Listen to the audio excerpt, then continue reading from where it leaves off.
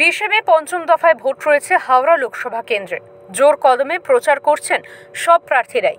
সোমবার সকালে হাওড়ার দক্ষিণ সাঁকরাইলের চাপাতলা থেকে মানিকপুর পর্যন্ত কংগ্রেস সমর্থিত বামফ্রন্ট মনোনীত সিপিআইএম প্রার্থী সব্যসাচী চট্টোপাধ্যায়ের সমর্থনে এক পদযাত্রা অনুষ্ঠিত হয়।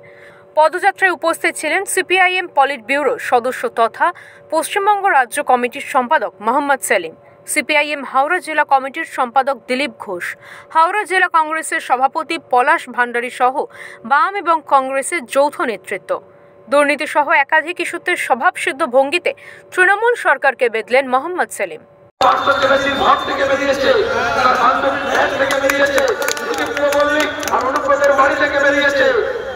আপনাদের হাতে ভাঁড় ধরিয়ে দিয়ে আর নিজেরা ভাতটা লুট করেছে। সেই লুট বন্ধ করে যারা যা পাচ্ছে তা দ্বিগুণ পাবে, আর যারা পায়নি তেলা মাথায় তেল দিয়েছে, রুক্ষ সূক্ষ্ম মাথায় তেল পড়েনি।